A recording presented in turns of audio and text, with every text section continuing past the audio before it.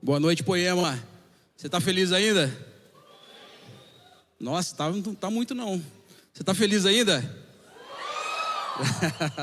Agora sim, cara. Muito feliz de estar aqui essa noite com vocês. Jesus falou com a gente de manhã, falou com a gente nessa tarde. E eu acredito que Ele vai continuar falando com a gente nessa noite, amém? Existem muitas pesquisas, muitos censos, como o IBGE, por exemplo, que eles nos chamam de evangélicos. Eu queria perguntar para você, faça essa pergunta para você mesmo. Como você se vê nessa história no plano de Deus? Como é que você se vê? As pesquisas, elas nos chamam de evangélicos, né? Religiosos. Mas como que você se vê? Você se vê como um crente? Como um evangélico? Você se vê como um cristão? Um poemeiro? Talvez um poemano? Ou um poemístico? Algumas pessoas perguntam se o nome da nossa igreja é Boêmia, né? Será que você é um boêmio? Acredito que não, né?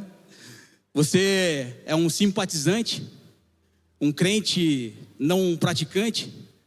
Ou você é um filho de Deus?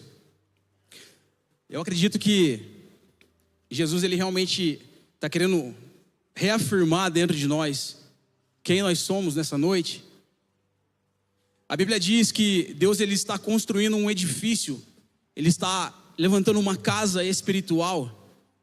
E à medida em que nós nos aproximamos da pedra principal, da pedra angular, que é Cristo, nós também estamos sendo utilizados como pedras vivas na edificação e na construção dessa casa. Hoje nós somos um templo individual. Somos indivíduos que carregamos a presença de Deus, o Espírito de Deus. Hoje nós somos um templo individual. E nós participamos de manifestações e de um mover de Deus de uma forma coletiva, num momento como esse. Mas existe uma promessa de Deus. Deus, ele prometeu que essa casa, à medida que ela vai sendo construída, à medida que ela vai sendo gerada, um dia, Jesus está voltando, amém? E eu creio que está cada vez mais próximo. Quem aqui ama a vinda de Jesus? Amém? Eu acredito muito que quando essa casa ela estiver pronta, a presença de Deus ela virá e habitará no nosso meio plenamente. Então a gente vai desfrutar da presença de Deus plenamente, amém? Eu queria que você entendesse que você não está aqui como um espectador apenas. Você não é um religioso, você não é um evangélico. Você é um filho de Deus. Você é uma pedra viva que está sendo utilizada especificamente e tem um encaixe perfeito nesse edifício espiritual que Jesus está levantando. Você precisa entender qual é a sua responsabilidade e qual é o seu papel nesse plano de Deus. Queria que você imaginasse comigo uma cena. Apocalipse capítulo 21 diz o seguinte: quando Jesus ele retornar, esse corpo de humilhação ele vai ser transformado num corpo glorioso, e nós nos encontraremos com Jesus nos ares.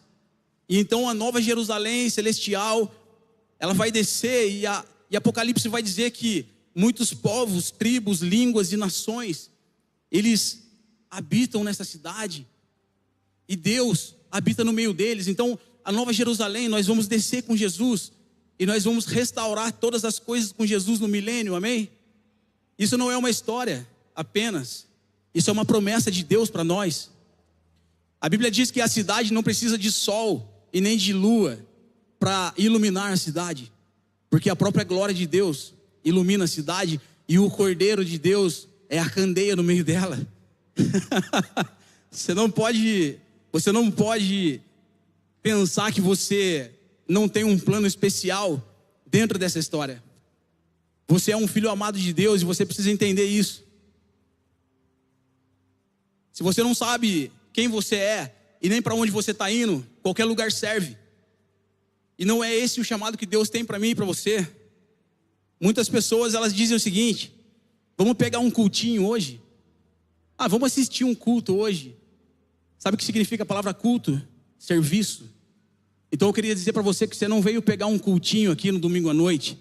Você não veio aqui assistir um culto. Nós viemos aqui prestar um culto. Todos nós como uma família, nós estamos cultuando ao Deus vivo que é digno de toda a honra e toda a glória. Você não é um espectador, você é participante. Você é participante, cara, fundamental daquilo que Jesus está fazendo. Se você é amante da sua Bíblia, se não é, diga misericórdia. Se você não é um amante da sua escritura, eu convido você a fazer parte do Bereanos com a gente, nossa escola da Bíblia. Semana que vem, dia 12, a escola está de volta. E se vocês não fez a inscrição, sinto muito dizer, mas as inscrições estão encerradas. Fique atento, se conecte num GC. Inclusive o GC também estão de volta na semana que vem. Quem faz parte de um GC aí? Aleluia, é isso. A gente não vive igreja só nos domingos aqui, amém? Nós vivemos a igreja durante a semana, nas casas, do mesmo jeito que a Bíblia nos orienta. Então, se você é um amante da sua Bíblia, você lendo a carta de Efésios, você vai entender que Deus, Ele está construindo, Ele está levantando e gerando uma noiva para o Filho, uma morada para o Espírito, e Ele está gerando uma família para o Pai. E é a respeito de família, é a respeito dessa família que eu queria falar com vocês um pouco nessa noite. Que família é essa e qual é o nosso papel nessa família? No Antigo Testamento, existem inúmeras famílias, inúmeras histórias de famílias destruídas, de famílias problemáticas, que no meio do caminho, no meio do processo, tiveram um encontro com Deus e tiveram sua vida completamente transformada. Eu queria dizer para você que a Bíblia, ela não é um livro de história de pessoas perfeitas, ela não é um livro de famílias que foram exemplares, mas de pessoas que entenderam que necessitavam de um Salvador, de um Redentor. Então, no meio do caminho, eles foram tocados por Deus e tiveram a sua vida, a sua família, a sua casa totalmente transformados. Então, existe uma chance para mim e para você. Não importa o que você passou, não importa o que você viveu. Existia um homem no Antigo Testamento chamado Jacó, um dos patriarcas. Nós sabemos que Deus é Deus de Abraão, de Isaac e de Jacó. E o nome Jacó significa enganador, significa trapaceiro, mordedor de calcanhar. Jacó, ele tinha um irmão chamado Esaú. E a Bíblia diz que logo quando ele sai do ventre da mãe de Rebeca, que era mulher de Isaac, quando ele sai do ventre da mãe, a Bíblia diz que ele já saiu agarrado no calcanhar do seu irmão, fazendo jus ao seu nome, mordedor de calcanhar. E a Bíblia vai falar que essa família era uma família bem complicada. Existia o direito de primogenitura. Para quem não sabe o que são bênçãos espirituais, é uma herança familiar que é liberada sobre o filho mais velho. E nessa família, nesse caso, por exemplo, era Esaú. Esaú era o filho mais velho, porque saiu primeiro. Então, um dia, Jacó, ele começa a bolar um plano. Ele começa a bolar um plano com a sua mãe Rebeca, de fazer o quê? De tentar comprar, de tentar trapacear, de tentar manipular e fazer com que o direito da primogenitura, que era de Esaú, viesse sobre ele. Então eles começam a fazer todo um plano e começam a enganar Jacó, ao ponto muitas vezes de pegar a pele de um animal que era peludo e vestir sobre Jacó. A Bíblia diz que Isaac já era velho e a sua visão já não era tão boa. Então quando Isaac coloca as mãos sobre Jacó, ele sente aquele pelo e ele fala: é meu filho mais velho, Esaú. O nome Esaú significa peludo. Então, olha para você ver, cara, que família zoada, que família estranha. E apesar de tudo isso aí, Jacó, ele tem duas experiências com Deus. Uma, ele vê uma escada tocando o chão e tocando o céu. Ele não viu o meio da escada. E a outra experiência de Jacó foi aonde ele luta com o anjo do Senhor. E nessa luta o anjo fere a coxa e a coxa dele é deslocada. E naquele momento a caminhada de Jacó foi transformada completamente. Porque ele falou: enquanto você não me abençoar, eu não vou deixar você sair daqui. E o nome de Jacó, de enganador, então passa a ser Israel. aquele que luta com Deus. Essa família, Jacó, ele foi casado com Raquel e com Lia, e ele teve 12 filhos, as 12 tribos de Israel. Dos 12 filhos que Jacó teve, um deles se chamava José do Egito. E a história de José do Egito, ela é maravilhosa. José era um menino sonhador, era o menino preferido do pai. Ele era alguém especial, um filho que sabia que era amado pelo pai. Ao ponto de Jacó construir uma túnica colorida e colocar sobre José. E cara, isso é muito incrível, porque quando o pai libera um elogio, uma palavra sobre um filho, quando o pai ele dá um presente para um filho, geralmente os outros irmãos, eles ficam com ciúme, ficam com inveja. Geralmente essa condição revela o coração dos outros irmãos. E foi exatamente o que aconteceu. José era sonhador. José era um gerador de sonhos. Então um dia ele tem um sonho em que 11 estrelas, o sol e a lua se dobravam diante dele. E quando ele conta isso na mesa para sua família, os seus irmãos eles ficam loucos, enfurecidos. Então eles começam a dizer: quem esse menino pensa que ele é? Moleque, sonhador. Então um dia nós e os nossos pais vamos nos dobrar diante de você. E ali eles começam a ficar enciumados, ficar totalmente enfurecidos, e eles bolam um plano de acabar com a vida de José. Um dia, os irmãos estão trabalhando no campo e Jacó envia José para ver o que os irmãos estavam fazendo. E quando ele chega lá, seus irmãos lançam José numa cova, lançam José em um buraco. E eles falaram assim: nós não vamos matar ele, mas nós vamos dizer para o nosso pai que um animal matou José. Então eles pegam um pedaço das vestes de José e eles molham no sangue de um animal e eles entregam na mão de Jacó. Então José era tido como morto. Mas uma caravana de ismaelitas estava passando por ali, e então José, ele se tornou escravo. E essa caravana, ela chega até o Egito, e José, ele passa a ser o administrador, ele passa a ser o servo, o escravo de Potifar no Egito. Potifar, ele era o oficial de Faraó. E quando José chega nessa casa, por causa da sua excelência, a Bíblia diz que ele era um jovem bonito. Por causa da sua excelência, ele se torna o administrador daquela casa. Então um dia a mulher de Potifar, ela começa a dar em cima de José. A vida desse cara, ele não tinha paz um momento, né? Então a mulher de Potifar começa a dar em cima dele, mas ele não negligencia os seus princípios. E ele não cede, então ele corre e se esconde. Mais uma vez, a mulher de Potifar tenta dar em cima dele e ele de novo foge, ele corre e se esconde. Então ela pega um pedaço das vestes dele e ela leva diante de Potifar, diante dos oficiais, e ela fala o seguinte: esse homem tentou me agarrar forçadamente. Então os caras lançam José na prisão. José vai preso injustamente. Quando José chega na cadeia, ele rapidamente se torna também um homem de confiança do carcereiro, porque José era um homem excelente. Ele sabia que ele era amado do pai. Então, dentro daquela cadeia, tinha um copeiro e tinha um padeiro do rei. E esses homens, eles eram não apenas padeiro e copeiro, mas eles eram conselheiros do rei. E então esses homens tiveram um sonho, e José interpreta esse sonho desses homens na cadeia. Passaram-se uns 2 anos, mais ou menos.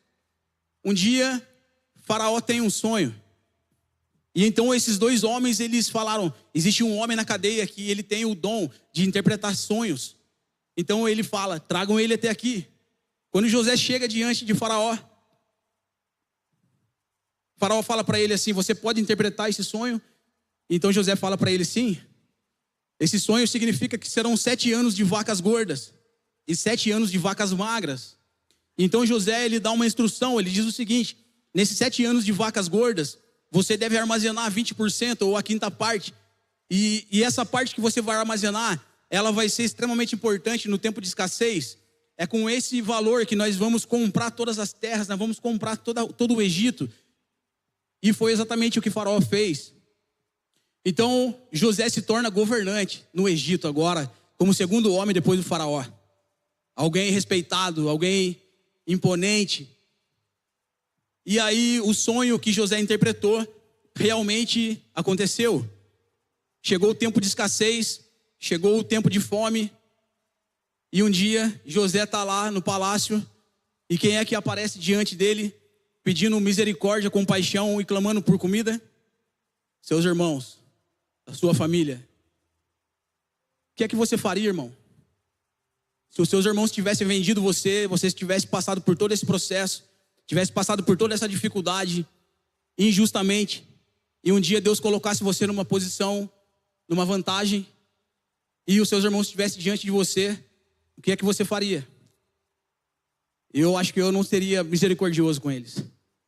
Talvez eu ia querer me vingar. Nossa natureza caída é terrível. Mas, naquele momento, José olha para os seus irmãos, ele reconhece. Os seus irmãos não reconheceram ele.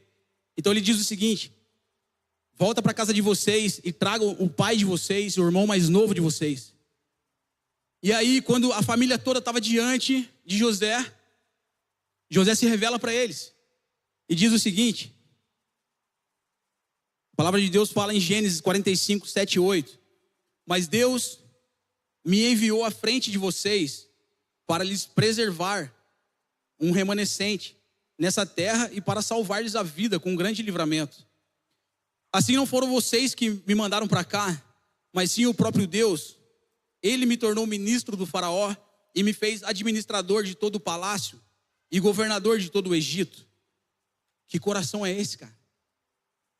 O que José estava falando era o seguinte: não foram vocês que me venderam como escravo, não foram vocês que me entregaram para a morte. Deus me enviou à frente de vocês para que hoje eu pudesse ser misericordioso, ter compaixão de vocês e trazer livramento sobre a minha casa e sobre todo o povo de Israel. Que coração é esse, cara? Meu Deus. Sabe de uma coisa? Repete uma frase comigo assim, ó. Quem não tem uma revelação do Pai não consegue conviver com seus irmãos. José sabia que ele era um filho amado do Pai.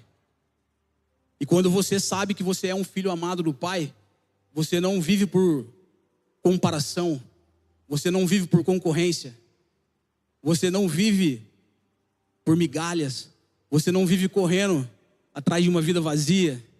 José sabia que ele era um filho amado do Pai. Então, eu queria que você guardasse isso no seu coração nessa noite. Se teve jeito para a família de Jacó, tem jeito para a nossa família também, amém? Não importa o que você viveu no passado, não importa o que a sua família experimentou de dor, de sofrimento, não importa o histórico da sua família, Deus é poderoso para transformar todo o engano em algo maravilhoso, algo que represente e que manifeste a glória de Deus. Deus é poderoso para fazer isso. Ele fez isso na família de Jacó e é o mesmo Deus que continua fazendo isso nos nossos dias. Nos últimos dias da vida de Jacó, ele chama os seus filhos. Ele chama seus 12 filhos. E em apenas um dia da sua vida, Jacó lhe dá destino para os 12 filhos. Ele começa a liberar palavras proféticas sobre cada um deles. Existe uma responsabilidade sobre os pais. A responsabilidade de estabelecer um ambiente espiritual, trazer o reino de Deus para a sua casa, seus filhos, a sua família. É sua, pai. É sua, mãe. Não é do pastor, não é do líder, não é da igreja. Nós estamos aqui para te orientar, te impulsionar, mas a responsabilidade é sua. Minha esposa é professora, minha esposa é pedagoga. E o que mais nós temos visto nesses dias são pais e mães que estão desovando seus filhos nas escolas, transferindo a responsabilidade que deveria ser deles para a escola. E muitos deles dizem o seguinte: eu estou pagando, você tem que fazer o que eu mando, o que eu peço. Algumas crianças, elas olham para Fabienne, minha esposa, e para outras professoras, e elas dizem o seguinte: eu vou fazer o que eu quiser aqui, porque sou eu que pago o seu salário. Crianças, às vezes, de 7 anos dizendo isso. Então, o que eu queria dizer para você, pai: Jacó viveu uma vida destruída por muito tempo, mas em apenas um dia, ele deu destino profético para todos os seus filhos, cara. Não importa o tempo que passou, ainda dá tempo. Você pode fazer isso pela sua casa, pelos seus filhos. Você pode fazer isso pela sua esposa. Comece a declarar e liberar palavras proféticas sobre a sua casa, sobre os seus filhos, amém? Eu perdi os meus pais muito cedo. Minha mãe faleceu, eu tinha 17 anos.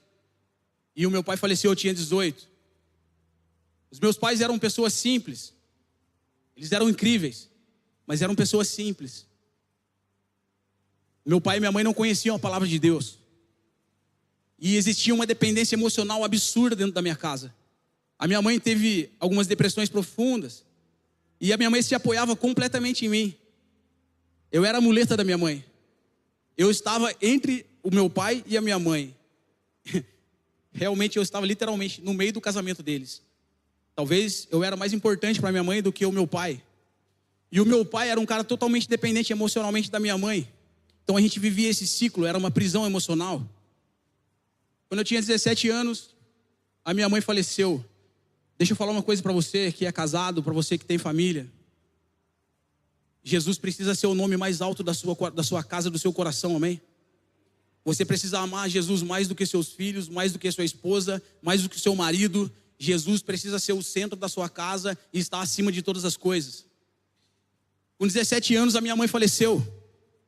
E eu fiquei sem rumo, perdido, sem saber o que fazer da vida, achando que não ia conseguir continuar a viver. E então eu comecei a me aproximar do meu pai. E comecei a chegar nele: pai, eu preciso de um relacionamento com o senhor. Sabe aquele relacionamento lá que eu tinha com a mãe? Então, eu preciso disso. E eu comecei a investir nisso e tentar me aproximar de todas as formas. E eu tentava desenvolver isso com ele, meu pai não respondia. O meu pai não respondia. Então um dia eu cheguei para ele e falei: pai, o senhor diz que me ama, mas eu acho que o senhor não me ama. Poucas vezes eu vi meu pai bravo assim, chorando, e essa foi uma vez. Ele olhou para mim assim bravo e falou: cara, você não sabe o que você está falando. Isso que você está pedindo é o que eu mais preciso, é o que eu mais gostaria, e eu poderia fazer, mas eu não vou fazer. E eu falei: por que não? Ele falou: talvez você não entenda agora, mas lá na frente você vai entender. Passaram uns 7, 8 meses, cara. Só para concluir. Meu pai falou assim: a sua mãe morreu. Olha como é que você tá. Destruído, cara. Sem rumo. Você tá completamente quebrado. Eu não sei quanto tempo eu vou estar com você. E o dia que eu for embora, eu não quero que você fique dessa maneira que você tá. A sua mãe se foi, olha como é que você tá. Passou uns 7, 8 meses. Meu pai faleceu. Então eu lembrei daquilo que ele tinha me falado. Sabe, a maior prova de amor que o meu pai, talvez uma das maiores, se não a maior prova de amor que o meu pai me deu, não estava baseado naquilo que ele poderia me dar, mas na sua privação. Porque quando ele se privou desse relacionamento, eu acredito que existia um nível de dor no coração dele, porque ele precisava disso, ele desejava isso. Mas ele se privou disso pensando no quê? Num amadurecimento, num crescimento. Meu pai estava me vendo lá na frente. Então, em apenas um dia, cara, um dia da vida do meu pai, ele me deu um destino. E ele me ensinou uma faceta do amor de Deus que não é tão comum assim. Porque quando nós falamos de um Deus de amor, nós imaginamos que Deus ele vai nos atender a qualquer momento e que ele vai nos dar todas as coisas. E isso é verdade. Deus tem prazer e nos dar coisas boas, mas essa não é toda a verdade. Existe uma face do amor de Deus que talvez a gente não conheça, e o meu pai me ensinou isso em apenas um dia, cara. Assim como Jacó, em um dia o meu pai, ele me ensinou algo poderoso e precioso, e isso me persegue, me acompanha até os dias de hoje. Deus é todo poderoso, ele pode fazer todas as coisas, e ele tem prazer em fazer. E por que muitas vezes ele não faz? Talvez você está passando por algum processo, está passando por alguma luta, e você está falando assim: Deus está me punindo, cara.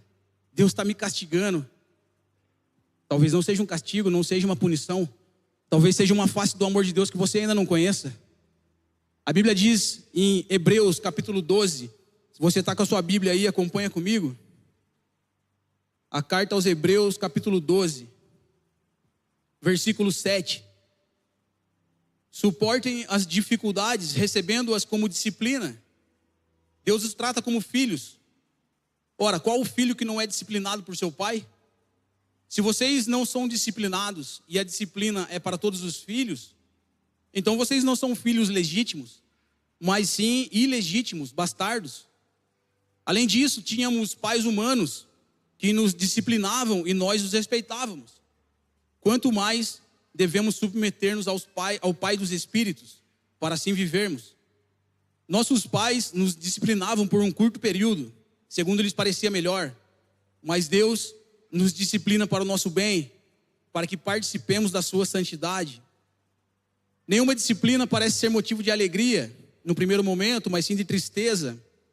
Mais tarde, porém, produz um fruto de paz e de justiça por aqueles que por ela foram exercitados. Essa palavra disciplina, na raiz, ela significa dos males com os quais Deus visita os homens para a sua correção. A intenção de Deus não é nos punir, a intenção de Deus não é,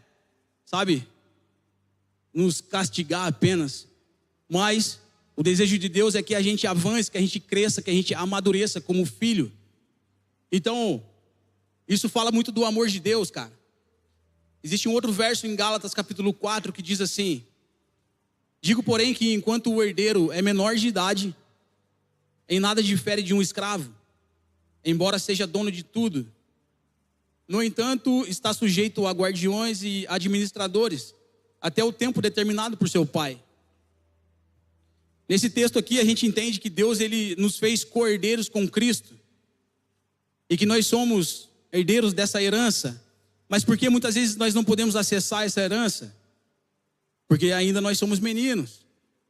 E a Bíblia diz que enquanto o herdeiro ele é menor de idade, em nada ele se difere de um escravo. Então o desejo de Deus é realmente, cara, que a gente amadureça. A Bíblia diz assim que toda a natureza aguarda ansiosamente pela manifestação dos filhos de Deus.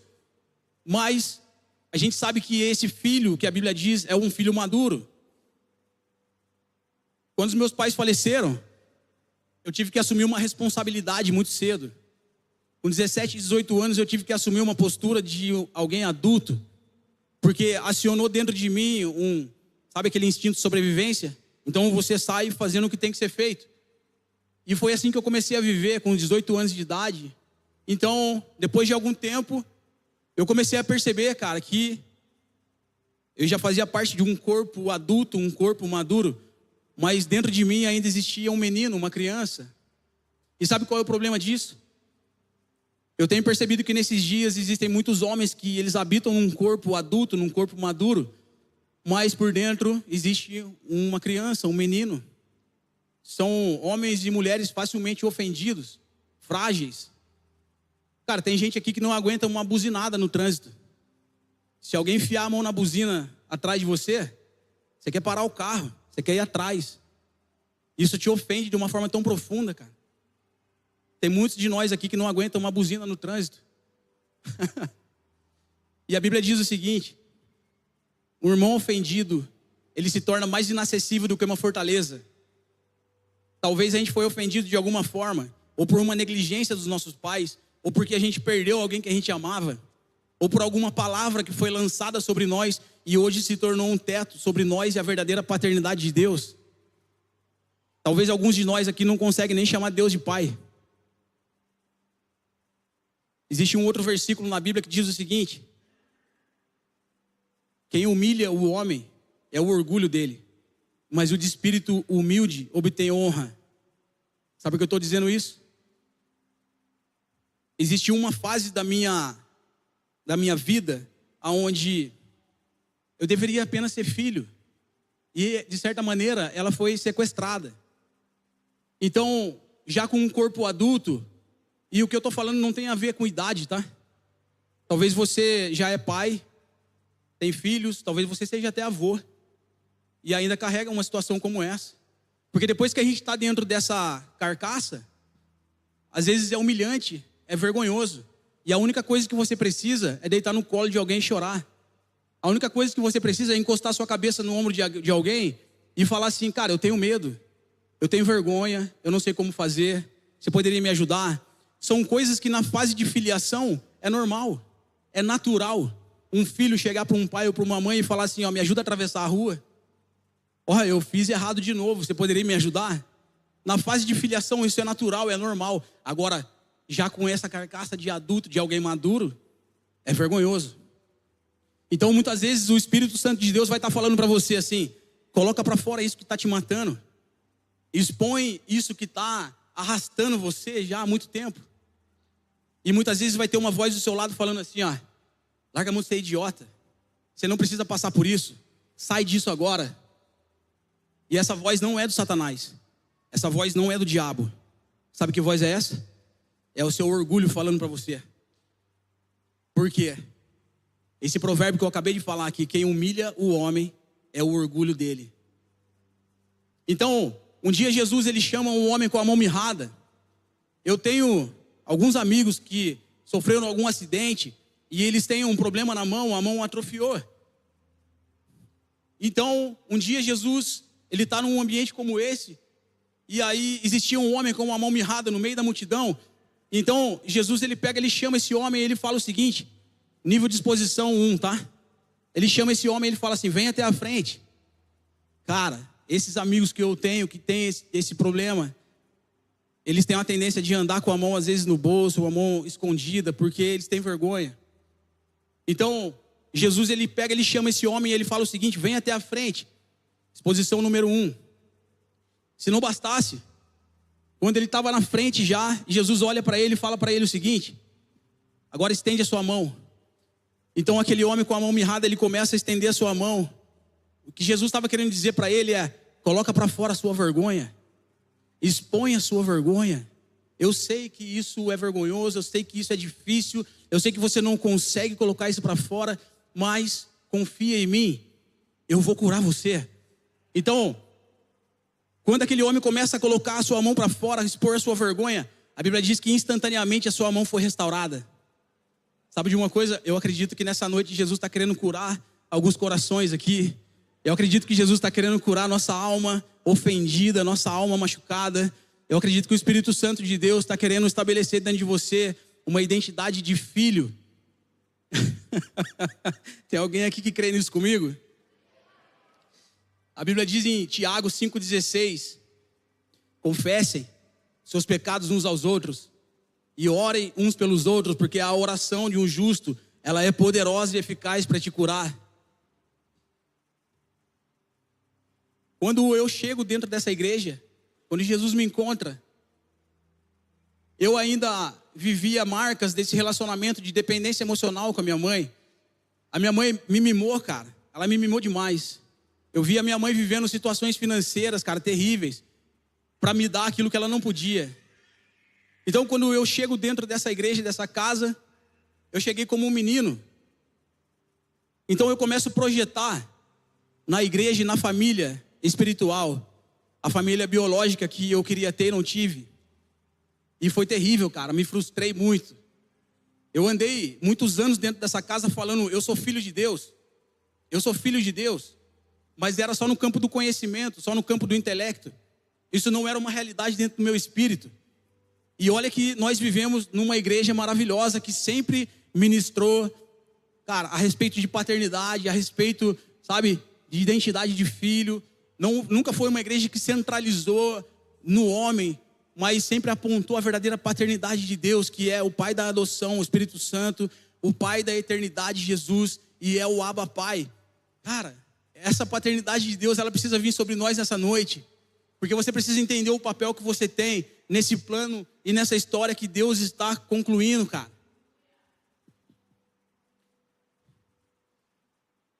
Por muitas vezes eu falei: Deus, eu vou embora, eu não aguento mais, eu me sinto um peixe fora d'água, eu me sinto deslocado. Jesus, eu não encontro o meu lugar aqui dentro dessa igreja, dentro do corpo. E aí me sentia rejeitado, me sentia, sabe, uma baixa autoestima. Então geralmente eu andava isolado. Teve um amigo aqui que chegou em mim e falou o seguinte: Tião, eu conheço você, e a gente tem andado junto já há algum tempo, e cara, você é um cara da hora, mas por que muitas vezes eu olho para você e parece que você carrega um jugo no ombro assim? E quando ele falou isso para mim, eu não entendi. Mas hoje eu entendo. É porque eu falava, tinha muito conhecimento a respeito de alguns assuntos. como filho de Deus, por exemplo, mas era só no campo do conhecimento. Isso não era uma verdade. Então eu passei muito tempo dentro dessa casa falando: Deus, eu vou embora daqui, eu não aguento mais.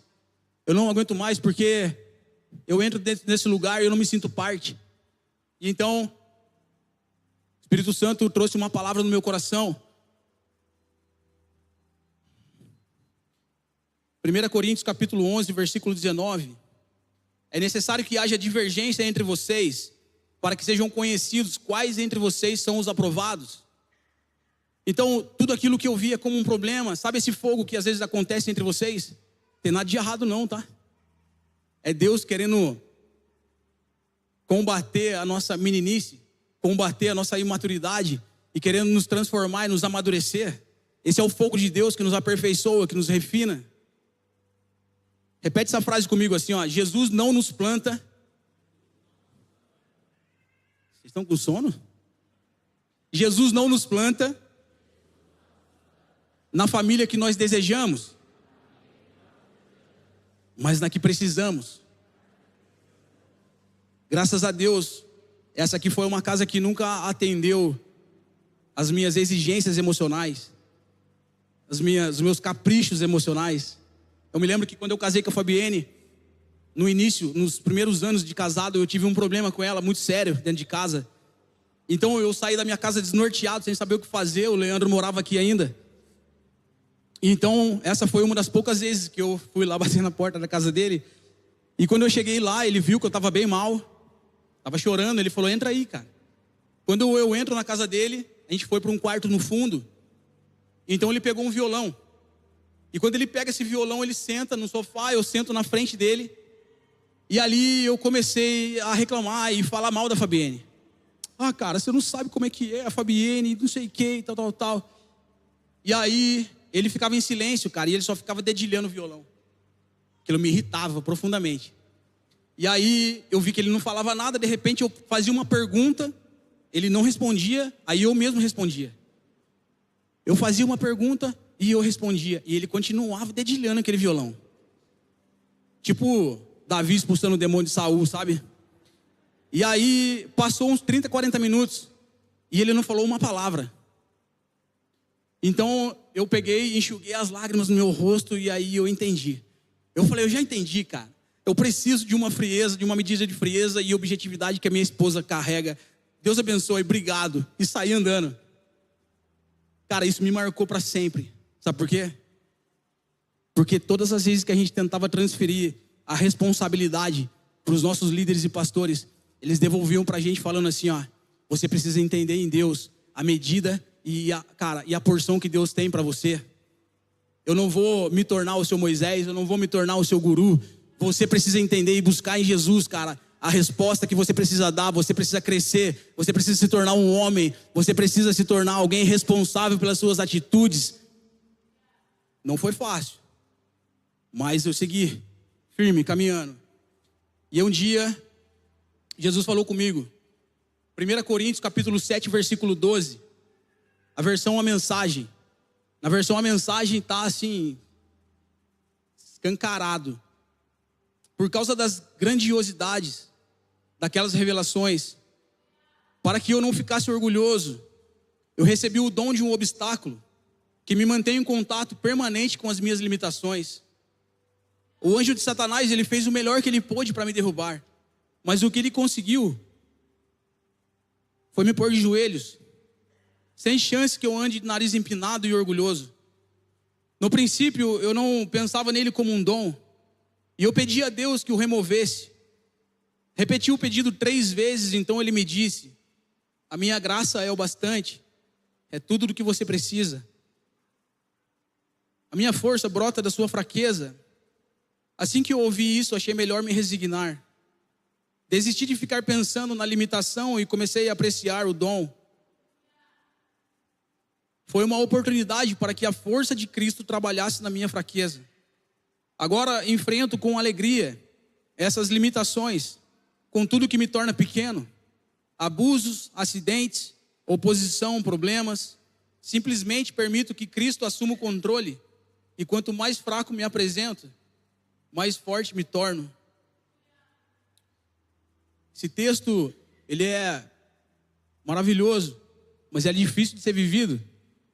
Por muito tempo eu olhei para a Fabienne e tudo aquilo que eu via como um obstáculo, eu olhava muitas vezes para ela e falava assim: eu acho que eu errei a mão. Eu acho que esse casamento ele está totalmente errado, porque tem tanta coisa nela que precisa mudar, tem tanta coisa nela que precisa ser diferente. Então eu queria mudar ela, eu queria a todo momento mudar ela, porque eu via muitos obstáculos. Mas em algum momento da minha vida, Jesus me deu uma nova ótica.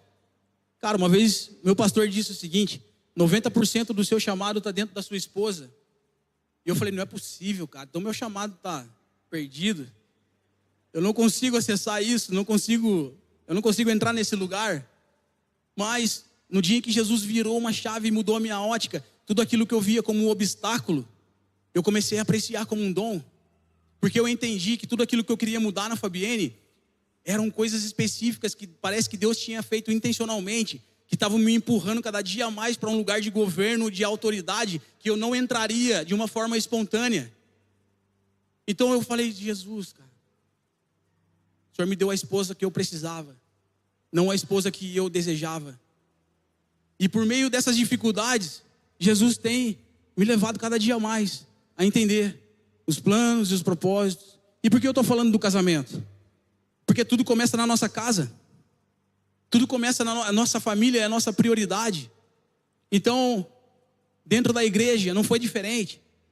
Por muito tempo eu falei: Deus, me tira daqui, eu não suporto mais, eu não me sinto parte, eu tô mal, Deus.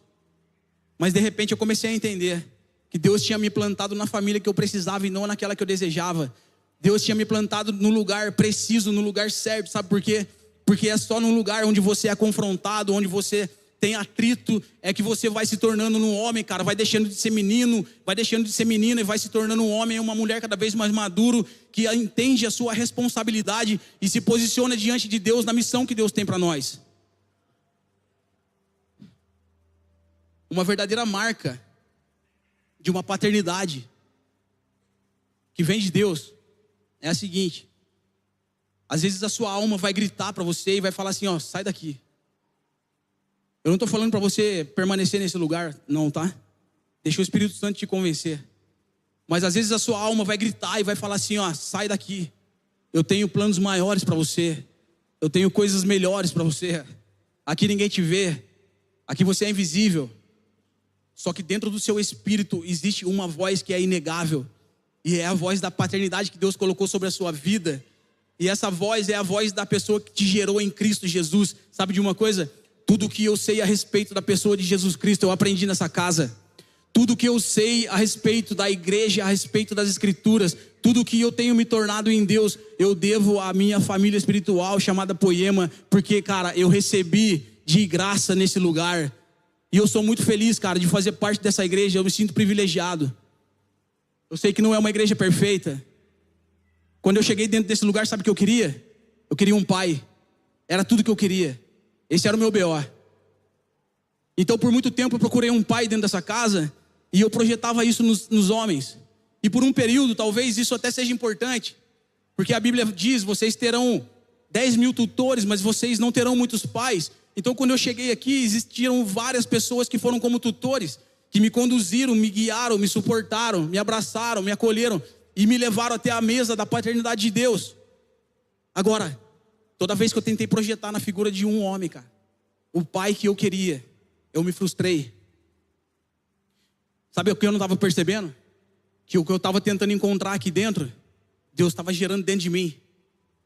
Cara, o que eu queria era um pai. O que eu não entendi era que Deus estava gerando dentro de mim um coração paterno. Então eu queria dizer para você, talvez você tenha buscado alguma coisa já há muito tempo aqui dentro dessa casa e não tenha encontrado. Vou te falar uma coisa: talvez Deus está fazendo de você a solução para esse problema que você procura. E não tem a ver com você, não tem a ver comigo. Tem a ver com um povo que está nos esperando, nos aguardando, amém? Então, eu queria um pai, cara. E eu não encontrei por muito tempo. Todas as dificuldades que eu encontrei, de repente o Espírito Santo falou comigo: eu estou gerando dentro de você, cara, um coração paterno. Meu Deus. Verdadeiros líderes espirituais, cara, pais espirituais não apontam para si mesmo. mas apontam para Cristo. Verdadeiros pais espirituais, líderes espirituais, eles não geram discípulos para si, eles geram discípulos, cara, para Cristo. Uma das maiores marcas, talvez, do ministério de Jesus aqui na terra foi revelar o Pai, cara. Vários momentos, cara, na Escritura, Jesus fala: eu não faço nada por mim mesmo, eu só faço aquilo que eu vejo meu Pai fazer, cara. Um dia Jesus ensinando, os discípulos dele chegam e falam o seguinte: a hora já avança, vamos comprar comida. Ele fala: minha comida é fazer a vontade do meu Pai, cara. João 14, Jesus fala: ninguém vem ao Pai a não ser por mim. Cara, a missão de Jesus era revelar o Pai. Então, todas as vezes que eu tentei encontrar uma razão, todas as vezes que eu tentei, sabe, me apegar aos meus direitos dentro dessa casa, chegou um certo momento que parecia que eu estava diante de uma bifurcação. E aí, Jesus falou comigo: você pode pegar os seus direitos, as suas razões. Existem algumas coisas que você até tem razão. Você pode pegar isso aí, ó, e você pode voltar a viver a vida que você sempre viveu. Ou você pode aceitar a proposta de uma nova vida. E se você entrar para esse lado, você vai sentar na mesa da verdadeira paternidade de Deus, que é o Pai da adoção, o Espírito Santo, o Pai da eternidade, Jesus, e é o Abba Pai. Se você sentar nessa mesa, na mesa do conselho de Deus, quando você se levantar desse lugar, a sua vida jamais será a mesma.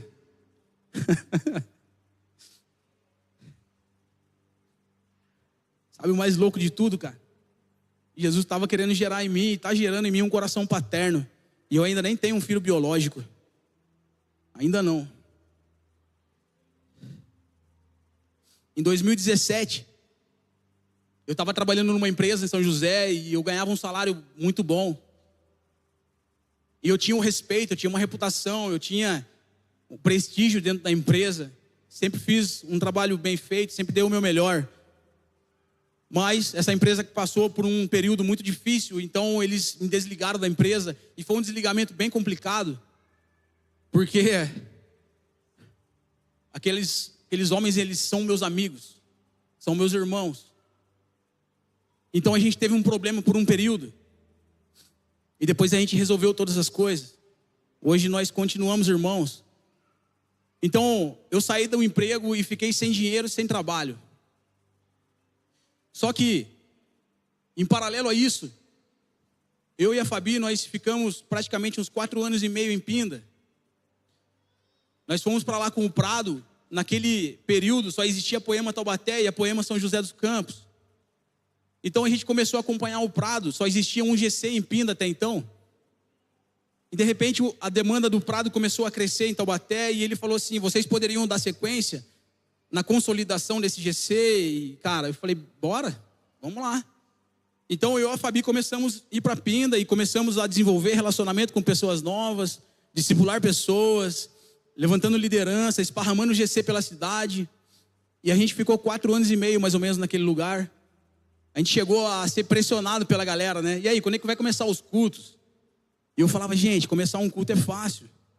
Difícil é gerar uma família para receber o povo que vai chegar. Igreja, como o nosso apóstolo Leandro diz, igreja não abre, igreja nasce. Então a gente ficou um tempo tentando consolidar a família. E aí, de repente, quando estava prestes a começar os cultos, a gente foi chamado aqui, numa sala, e alguns pastores dessa casa estavam esperando a gente. E quando a gente entra nesse lugar, eles falaram o seguinte: a partir de hoje, vocês não estão mais à frente da Poema de Pinda. E cara, foi muito incrível, porque antes desse momento que a gente teve aqui, meu pastor me chamou na casa dele, e aí ele preparou um churrasco, fez um churrasco animal pra gente. Toma cuidado, tá? Quando seu pastor chamar você para fazer um churrasco, servir você, toma cuidado, porque provavelmente a faquinha da circuncisão tá ali do lado, tá? E a gente foi como uma ovelha muda ao matadouro, né? Chegamos lá, desfrutamos de um tempo maravilhoso, churrasco. E aí, de repente, ele senta na nossa frente e ele faz a pergunta: e aí, cara, pra onde que tá indo Pinda? Ele tá se tornando uma família, cara, uma igreja. E aí, foi um momento maravilhoso, porque eu falei pra ele que a gente não entendia que era a gente que ia estar à frente. Então ali foi um direcionamento, foi uma conversa muito boa. E aí, quando eu saí dessa mesa, o pessoal chama a gente aqui. E quando a gente entra nessa sala, eles começam a dizer pra gente: a partir de hoje vocês estão fora. E eu falei: mas aconteceu alguma coisa? Aí eles: não. Eu falei: mas não estou entendendo, então por que a gente está fora? E aí eles falavam o seguinte: talvez agora vocês não vão entender. Lá na frente talvez vocês entendam. Se a gente não parar vocês não vão parar. E aí eu falei assim: mas e agora? Quem vai cuidar de lá? E aí o Prado deu um sorriso assim. E ele falou assim: Tiãozão, Jesus começou aquela obra e ele vai completar. Jesus está cuidando de tudo. Como quem diz, né? Cara, Jesus é o autor consumador, cara. O querer efetuar é dele. Tudo foi feito por meio dele. Fica tranquilo, cara. Isso não depende de você. Então eles semearam dinheiro na gente e falou assim: vai pra praia, vai descansar. E aí a gente entrou num momento muito terrível. E hoje eu posso falar, um momento terrivelmente maravilhoso. Na época só era terrível. E aí, quando a gente entra nesse período, cara, isso foi uma poda. Se você só anda com pessoas que falam amém pra você, você corre um sério risco de viver uma vida pensa. Se você só anda com pessoas que bajulam você, que só falam pra você o quanto você é incrível, toma cuidado com isso, cara. Você precisa andar com pessoas que vão falar na sua vida coisas que você não gostaria de ouvir, pessoas que vão te confrontar, pessoas que realmente vão, sabe, contrariar você. Graças a Deus, cara, a gente tem isso aqui nessa casa. Então, a gente entrou num período, cara, muito complicado, assim, porque naquele momento eu estava sem trabalho, sem dinheiro. A gente sempre foi muito ativo aqui no ministério. E de repente a gente estava dentro dessa casa como alguém invisível. As pessoas passavam por nós e ninguém pedia mais nada pra gente.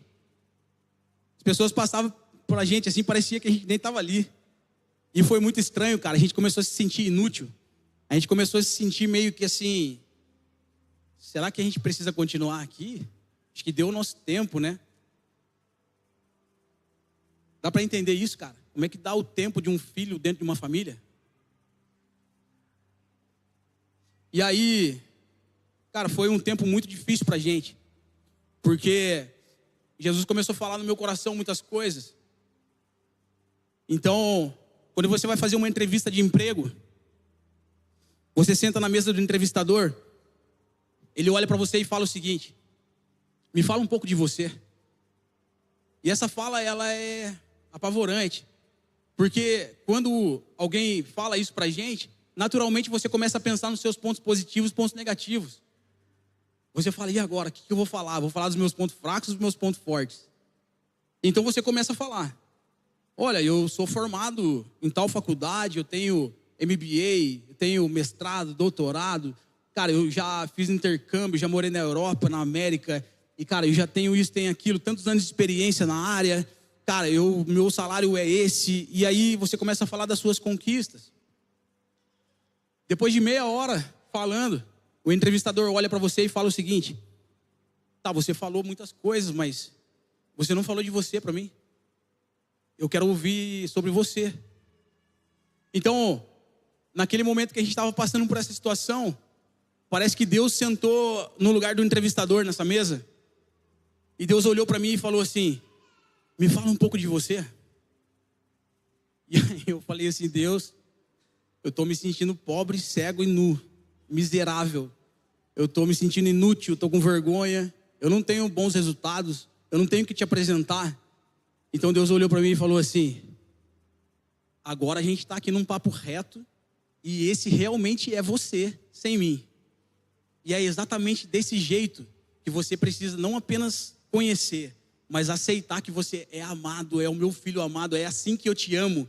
Eu não te amo por aquilo que você faz, eu não te amo por aquilo que você conquistou, eu não te amo por aquilo que você acerta, ou eu não te amo por aquilo que você erra. Eu te amo porque você é meu filho amado, e é por isso que eu quero você para mim. Cara, pensa numa desconstrução terrível, irmão. Esse lugar, ele é... Por que eu disse que ele é terrivelmente maravilhoso? Porque você quer sair a todo momento desse lugar. É um lugar de espera. A gente estava aqui dentro, sedento para participar daquilo que Deus estava fazendo.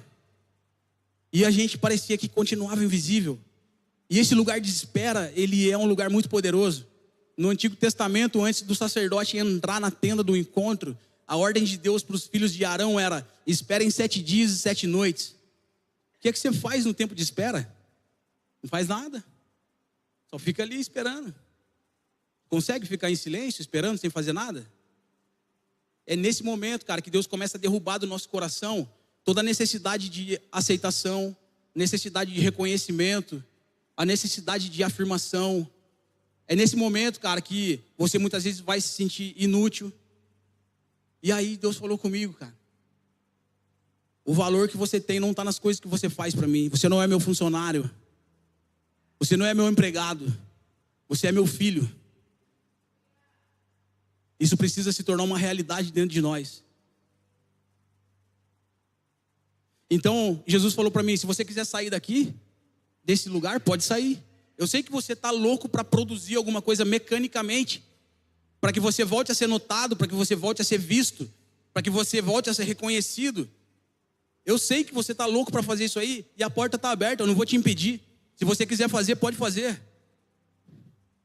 Agora, se você permanecer nesse lugar, até eu te reposicionar no lugar de autoridade que eu tenho para você no meu corpo, dificilmente alguma coisa vai te parar. Aí, cara, você já não caminha mais por concorrência, por comparação. Sabe de uma coisa? Eu honro, cara, respeito e eu entendo o privilégio que é fazer parte, cara, dos 5 ministérios. Mas existe uma coisa mais alta. A Bíblia diz, cara, que 1 Coríntios 13, as línguas cessarão, as profecias cessarão, os dons, cara, eles vão passar. Mas sabe uma coisa que vai permanecer para sempre? O amor, que fala de um relacionamento, de uma família, cara, de um filho com o pai. Isso vai permanecer para sempre, cara. Isso vai permanecer para sempre, até a eternidade, amém? Então, de verdade, você não pode deixar um título definir aquilo que você é. Você não pode, cara. Porque se você não estiver na função, acabou sua vida. Se Deus tira hoje, eu não acredito que isso seja um padrão, tá? Eu não acredito que esse seja um caminho que todo mundo tenha que passar. Eu acredito que isso seja uma condição de coração, uma condição de mentalidade. Mas se Deus tira de você hoje seu dinheiro, cara, seu carrão, sua casa, se Deus tira de você o seu trabalho, o seu emprego, a sua reputação, se você hoje fica sem seguidores no Instagram, no YouTube, será que você consegue continuar andando com a mesma postura que você anda? Sabe por quê? Porque eu não conseguia. Quando eu tinha dinheiro, eu chegava na roda dos caras com a cabeça lá em cima, e aí, beleza? Agora, quando eu não tinha dinheiro, eu chegava assim. Minha confiança, eu falava: a minha vida é de Jesus. Eu sou filho de Deus. Mas isso era só no campo do conhecimento, cara. Isso não era uma verdade no meu espírito. Queria chamar o louvor aqui para a gente caminhar para o encerramento.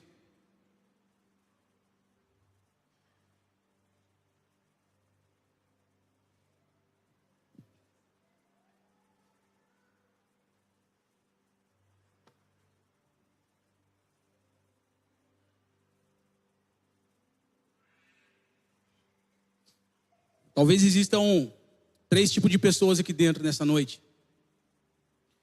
A parábola do filho pródigo em Lucas 15 fala que existia um filho que ele não era tão satisfeito assim, vivendo dentro da casa do pai. Então, eu não sei qual era o sentimento dele, mas um dia ele decide pegar suas coisas e ir embora.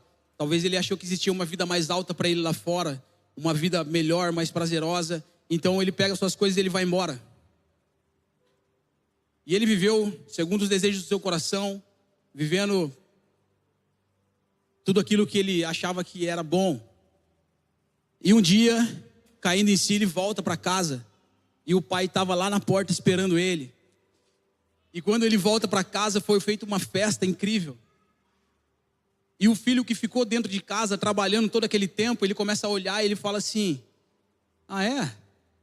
Eu estou aqui trabalhando todo esse tempo, eu estou aqui dando o meu melhor, entregando a minha vida.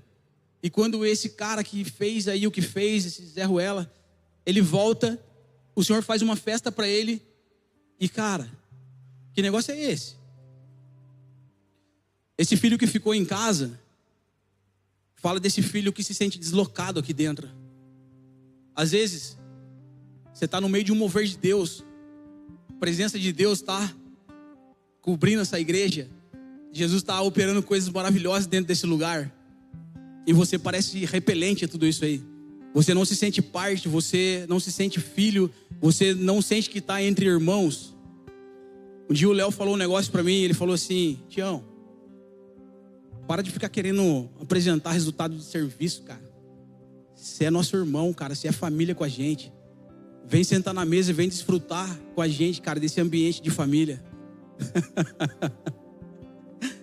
Cara, se você entendeu que você é filho, você não fica tentando demonstrar e apresentar resultado de serviço, cara.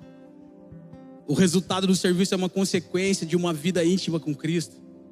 Então, sabe de uma coisa?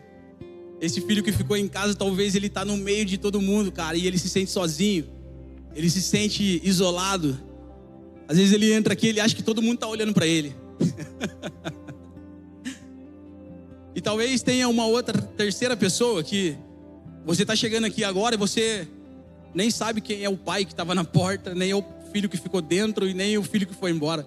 Você não conhece a Bíblia, você não conhece Jesus, mas de uma coisa você veio atrás. Você sabe que existe um Deus de amor, um Deus que é pai e que deseja te abraçar e que você deseja se tornar filho de Deus. Você está no lugar certo, cara, na hora certa. Sabe? Teve um momento da minha vida aqui dentro dessa casa que eu estava num lugar de estagnação, num lugar muito difícil, coração enrijecido, eu já não queria vir para a igreja mais, mas eu vim.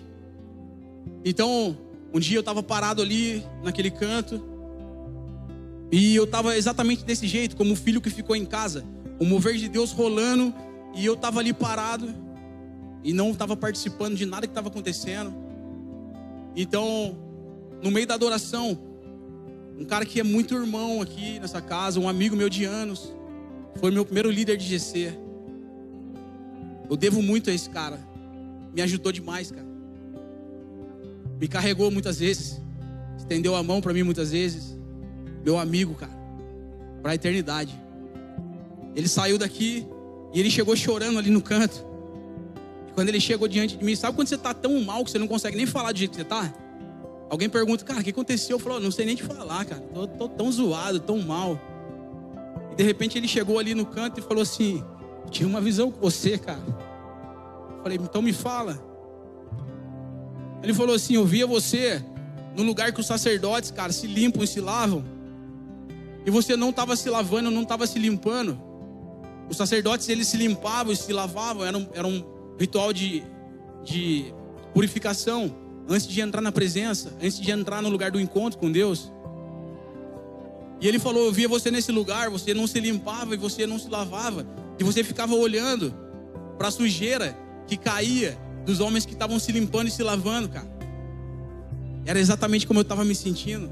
Então eu caí de joelhos chorando ali naquele lugar, e alguém chegou e colocou a mão no meu pescoço assim. Foi uma oração, a oração mais rápida que eu recebi na minha vida. Foi tipo a oração de Jabes.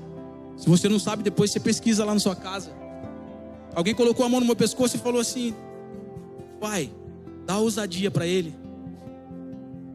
Eu confesso que eu não entendi naquela hora, mas então eu saí daqui, fui embora e fui falando com Deus: Jesus, que oração foi essa? E aí o Espírito Santo me fez entender que tudo aquilo que eu precisava naquele momento era ousadia. Sabe por quê? Porque Hebreus diz o seguinte, portanto, vamos ler aqui.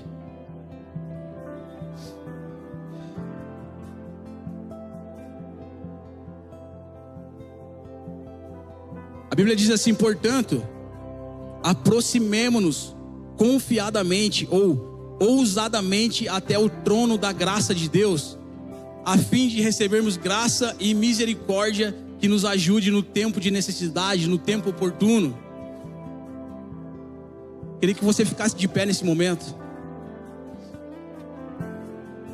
No início desse culto, a gente estava cantando aqui, e já não existe mais véu, que o véu foi rasgado, e o acesso até a presença do Pai, ele foi ele foi aberto por um novo e vivo caminho por meio do sangue do seu Filho. Então, quando eu entendi esse texto, portanto, acheguemos-nos confiadamente ou ousadamente até o trono da graça de Deus, a fim de receber graça e misericórdia. Sabe o que isso significa, cara? Você precisa dar um passo de ousadia, um passo de confiança nessa noite. Sabe por quê? Se você precisa voltar para casa, o Pai a gente sabe, cara, que o Pai representa a figura do Deus Pai. Ele estava na porta da casa e ele estava naquele lugar esperando o seu filho voltar. Agora, se você é esse filho que ficou dentro de casa e se sente deslocado, estava exatamente na mesma condição que eu estava. Eu acredito que você precisa realmente, cara, de uma ousadia hoje para entrar em um lugar diante da presença do Deus Pai que talvez você ainda não tenha entrado. Queria que você colocasse a mão no seu coração nesse momento, fechasse seus olhos. Queria orar com você. Se você se identifica com uma dessas 3 pessoas, se você gostaria de se tornar filho de Deus, você pode estar se perguntando assim: Tião, mas como que eu me torno filho de Deus? O que é que eu tenho que fazer? Eu tenho que pagar por isso? Tenho que fazer algum curso? Não, meu amigo, é de graça, é pela graça e é pela fé no nome do Filho de Jesus. O Evangelho de João, capítulo 1, 12, diz o seguinte: contudo, aos que receberam, aos que creram em seu nome, ele deu o direito de se tornarem filhos de Deus, os quais não nasceram por descendência natural, nem pela vontade de algum homem, mas nasceram de Deus. Queria dizer para você que existe um novo nascimento, que vai ser como um divisor de águas, de toda a história que você viveu, de uma vida muitas vezes difícil, sofrida, uma vida destruída com a sua família biológica. Existe uma nova vida, cara, a partir do novo nascimento, em que Deus, ele começa a fazer nova todas as coisas. Deus, ele começa a renovar a nossa vida por completo. Coloca a mão no seu coração. Se você precisa vir até a frente aqui para receber uma oração, os líderes vão estar aqui orando por vocês, os pastores. Então coloca a mão no seu coração, cara. Eu queria encorajar você nessa noite a dar um passo de ousadia, um passo de fé em direção a esse Pai que deseja nos abraçar nessa noite. Espírito Santo de Deus, nós sabemos que você é o Pai da adoção, e por meio desse Espírito nós podemos clamar: Abba, Pai. Por meio desse Espírito nós podemos ser chamados filhos de Deus. Pai, no nome de Jesus, eu oro nesse momento e eu peço para que o seu Espírito Santo venha curando os nossos corações, curando, Senhor Jesus. Talvez existem muitas pessoas aqui que carregam, Senhor Jesus, traumas da infância. Talvez perderam pessoas queridas e amadas, talvez foram negligenciados pelos seus pais, mas aqui o Senhor está diante deles dizendo: eu sou o seu Pai. Ainda que um pai ou uma mãe esqueça do seu filho, eu jamais esquecerei de vocês. Talvez você está aqui dentro e você está se sentindo essa pessoa invisível, deslocada. Eu queria dizer para você que os olhos de Jesus jamais se apartaram de você. Jesus continua olhando você, Jesus continua te vendo, cara. Jesus, eu oro nesse momento e eu peço que a paternidade de Deus venha sobre nós nessa noite, Senhor. Que a paternidade de Deus venha sobre nós nessa noite, e que a identidade de filho seja restaurada, que a identidade de filho, Senhor Jesus, seja estabelecida dentro de nós, Pai. No nome do seu Filho Jesus eu oro, eu te agradeço, Jesus, porque a obra que o Senhor começou, o Senhor está aperfeiçoando, e o Senhor vai terminar essa obra até o dia da sua vinda. Deus, nós amamos a sua vinda, a sua presença. Então, Pai, no nome de Jesus, que o Senhor venha com o espírito de revelação, com o espírito de sabedoria, Pai, trazendo sobre nós o entendimento da responsabilidade e do papel que nós temos no seu plano, na sua missão. Nós não somos seus empregados, seus funcionários, nós somos seus filhos. Em nome de Jesus, Pai, vem com essa verdade hoje no nosso espírito e faz, Senhor Jesus, uma coisa nova na nossa vida nessa noite, Pai, no nome de Jesus. Nós clamamos, Senhor Jesus, nós clamamos, Pai. Venha sobre nós com graça, com misericórdia e com seu amor nessa noite.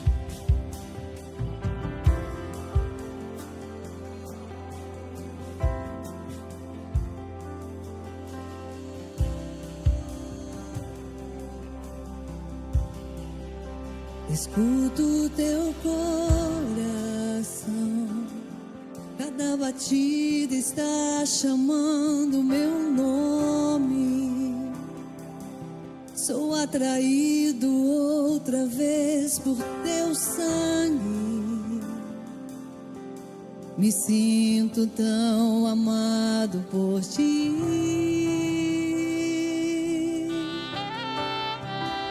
Me encontro em teu coração, pois você me aceitou pra sempre. O teu amor por mim é tão surpreendente. Me sinto tão mimado por ti.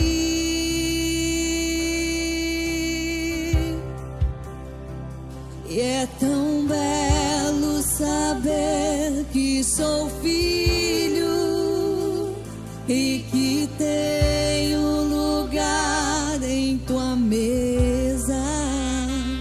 Não há nada melhor que escutar tua voz dizendo nossa comunhão é eterna. Oh, oh, oh. Você me amou primeiro com amor verdadeiro. Oh,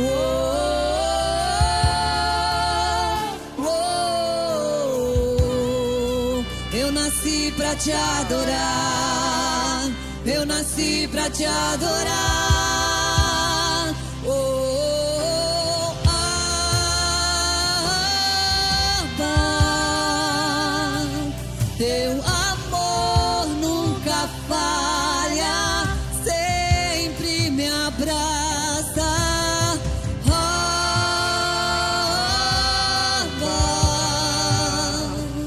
teu amor nunca falha, sempre me abraça. Oh, Abba, Abba, teu amor nunca falha, sempre me abraça. Oh, Abba, Abba, teu amor nunca falha, sempre me abraça.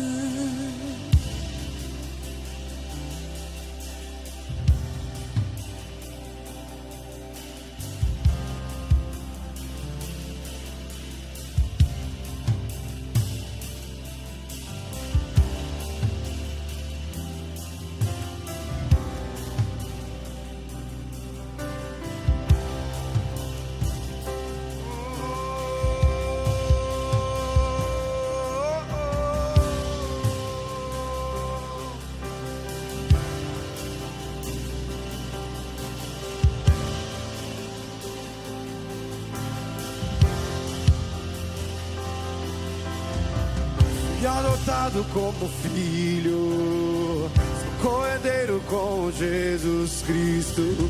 Tenho uma grande família, batizados no teu Espírito.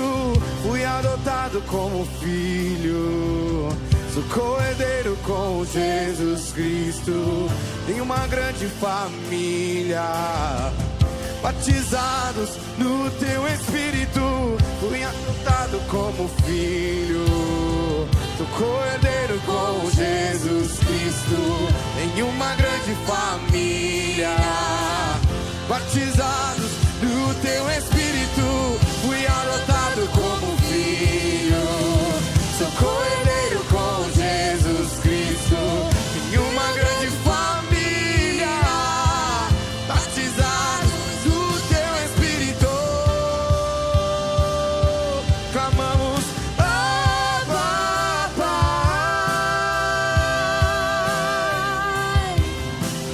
Abba, Pai.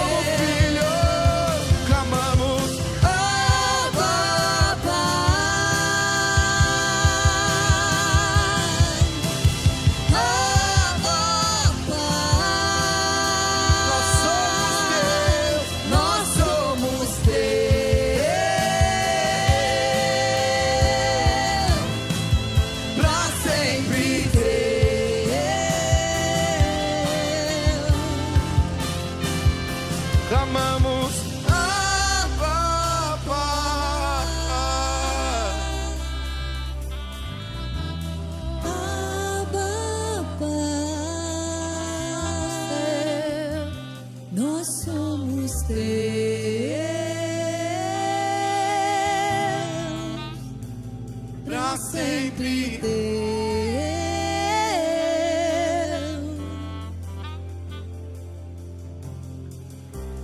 Obrigado pelo seu amor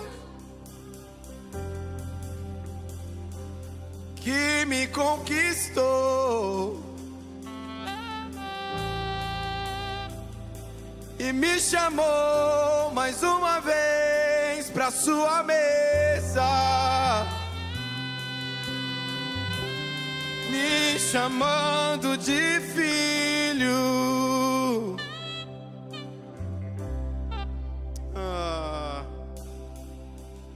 E somos sua herança, Ele é o nosso galardão.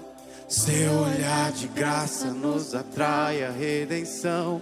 Se a graça é um oceano, estamos afogando. O céu se une à terra com um beijo apaixonado. Meu coração dispara e o meu peito acelerado. Não tenho tempo pra perder. Sentimentos quando penso que somos sua herança, Ele é o nosso galardão. seu olhar De graça nos atrai a redenção.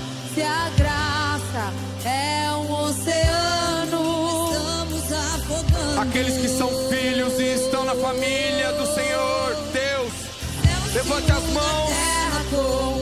Vamos declarar, somos herança dele. Corredeiros com Cristo. Não tenho tempo pra perder com ressentimentos quando penso que Somos sua herança, Ele é o nosso galardão. o seu olhar de graça nos atrai a redenção. Se a graça é um oceano, estamos afogando.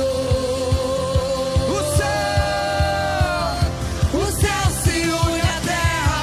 Um beijo apaixonado, meu coração dispara e meu peito acelerado. Não tenho tempo pra perder Com ressentimentos, quando penso que Ele me ama. Ele me ama. Ele me ama. Ele me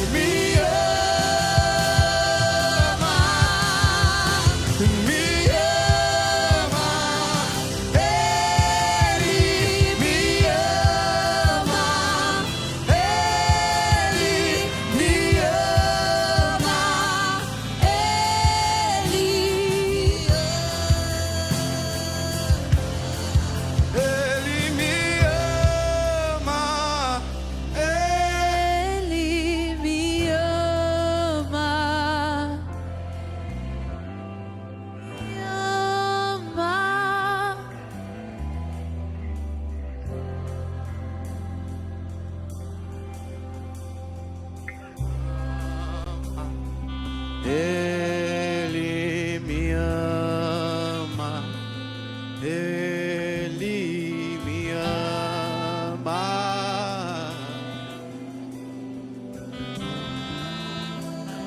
Aleluia. Obrigada, Jesus. Obrigada pelo seu amor, Senhor. Obrigada pela sua graça, Jesus, que nos alcança dia após dia. Obrigada, Jesus, pelas suas misericórdias que se renovaram essa manhã. Obrigada, Jesus, porque o Senhor nos toca com amor. Obrigada pelos seus olhos de misericórdia que nos encontram, Senhor. Oh, Senhor, como nós somos agraciados, Jesus, por sermos seus filhos. Obrigada porque o Senhor encontrou novos filhos aqui nessa casa hoje. Obrigada porque o Senhor, Jesus, pode atrair, Senhor, filhos que não estavam mais aqui para a sua graça novamente.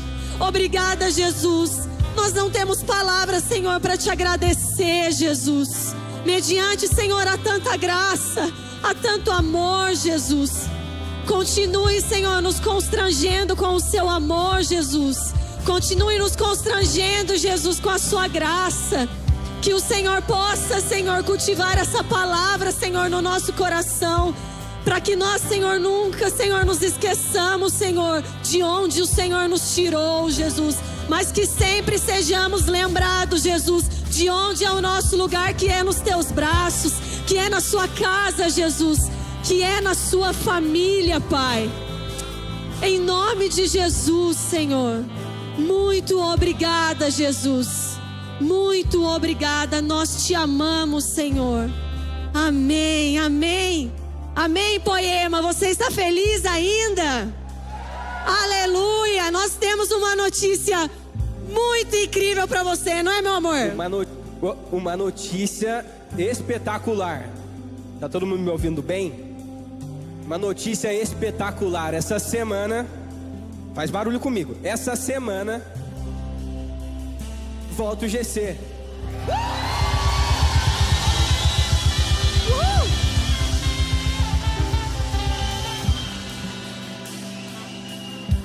Cara, glória a Deus, a gente ouvir uma palavra dessa sobre família. Acho que foi no lugar onde eu mais aprendi o que é ser família, o que é fazer parte da família de Cristo, do corpo de Cristo.